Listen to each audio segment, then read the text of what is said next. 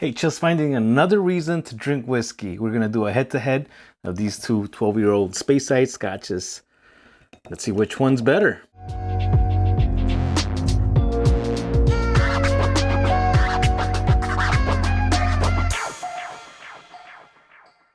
Hey, welcome back, Whiskey Questers, to another episode of Whiskey Quest. Oh yes, today we are doing a head-to-head.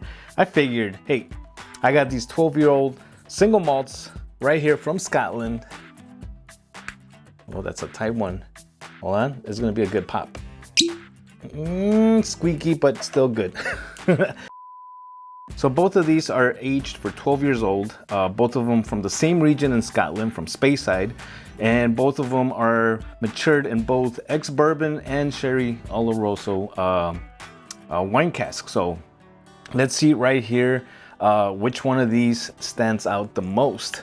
Now, I just recently reviewed this on my last video, and checking out the prices, it really varies from like places to places. The highest I saw it was for $73.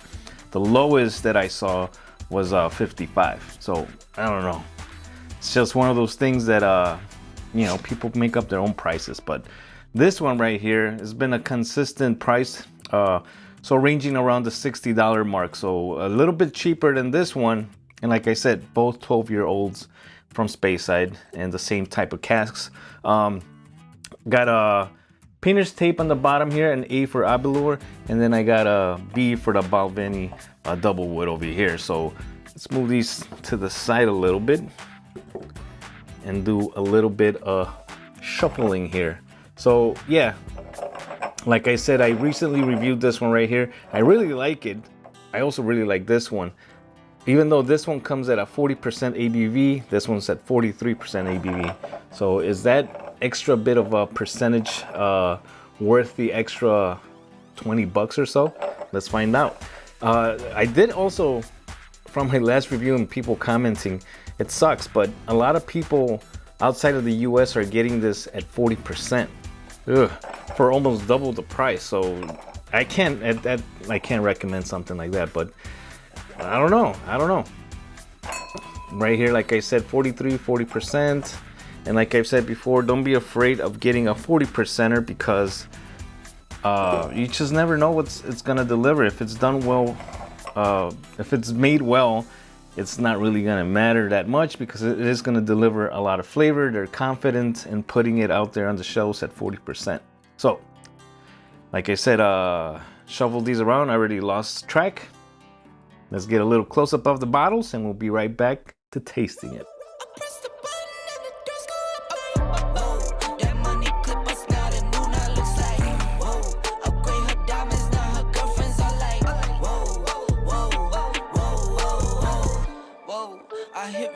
Job, you can't ignore it. I'm transforming now these cars and planes, I'm always boarding. Just out touring down in Charlotte like I play for Hornets. All right, so color on these is pretty much the same, and like I said before, for Scotches they're allowed to add caramel coloring to this, so it doesn't really matter. But I'm glad they're about the same, because then if one was darker than the other, then I would know what it is. But we're good right there. All right, let's get on to the nose and see what the differences are. Start with this one over here. Oh, I'm getting a nice nutty walnut kind of thing coming out of this one. You typically get that from the sherry finishes, and with the Balvenie over here, I didn't really get that. But let's see what happens today. Nice amount of like manuka, honey, oaky, a little bit of like a bready cereal note, something like that. Butterscotch, and it does give me a creamy kind of feeling on the nose. Now some berries awakening, like maybe like blueberries, blackberries. I want to say strawberries too, like maybe something like a jelly type, a berry type of jelly. So nice and sweet on the nose. This one right here, a lot more oaky on this one. A lot more like brighter, like pears and apples. Yeah, I'm looking for that nutty essence in this, but I don't know. Right there, I'm just because I recently tasted this one, I'm gonna say maybe this is the Balvenie, but this is a blind tasting, and we'll see what happens.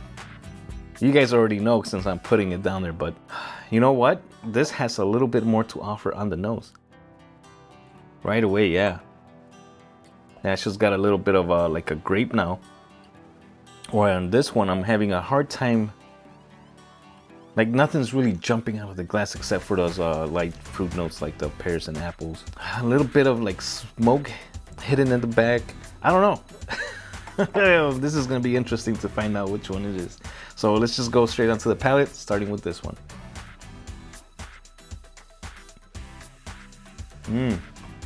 There's that nuttiness coming through. Nice dark and milk chocolate at the same time, so you got a combination of both. Yeah, because you get a little bit of the bitterness, but then it's also creamy, sweet at the same time. So maybe like a coffee note. Here come those berries towards the finish. Like this time it's more like juice, like a grape juice or something sweet like that. And then that nuttiness comes back again in the finish. It does have it's not a super long finish, but those flavors do stick around in your mouth for a little bit. But on my throat, it just starts to vanish a little bit quicker. Not much burn, so maybe I'm thinking that's this one. So we'll see right now. Take a quick sip of water here.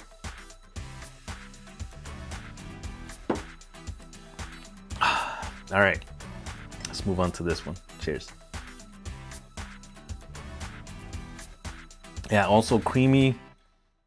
Also has that same type of like dark chocolate, milk chocolate thing going on. Maybe this time I am getting a little bit of like a nuttiness. Maybe it's because I just tasted this one, I don't know, but overall, so far this one's delivering a little bit more flavor on the palate and also the nose.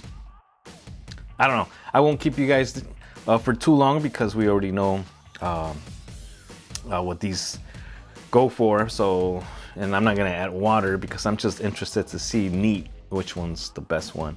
So without further ado, I think this one's the winner, and this one is the Balvenie. Yeah, Doublewood. You can't deny a blind tasting, but wow, it is insane. Yeah, a lot more of that honey stuff coming out. So yeah, most definitely the Balvenie for the clear win here today. And my final thoughts is, guys, like I said, I just looked up the prices because I went to see how much these both range, and I noticed a big huge difference online with like different stores selling it for up to like $73. And is it worth $73? I really don't think it is, unless it's you know, you want to give something like somebody like a nice gift, and then that could be something to hand off to them. I don't know. At those prices, you know, with inflation going on, everything's going up.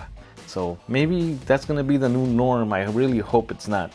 But definitely a lot more flavor coming out of this one than this one. This one's still good, but you know, I think that extra 3% ABV does deliver a little bit more on the palate. So there you guys have it. You can't deny a blind tasting, and it's always fun to do. So if you guys have any whiskeys that you're wondering which one's better, should I buy another bottle of this? Try a blind tasting and see what happens. All right, everybody, that's it for today. I hope it was a little bit interesting. I don't know if it was, but for me it was. And but if you liked it, please give me a thumbs up. Really helps out the channel. Share it with your friends, anybody that's interested. You know, maybe give them my link and see if they like it. And if you haven't and you're liking these videos, please give me a sub. I'm trying to reach 2,000 by the end of the year, hopefully. And yeah, I guess that's about it, guys.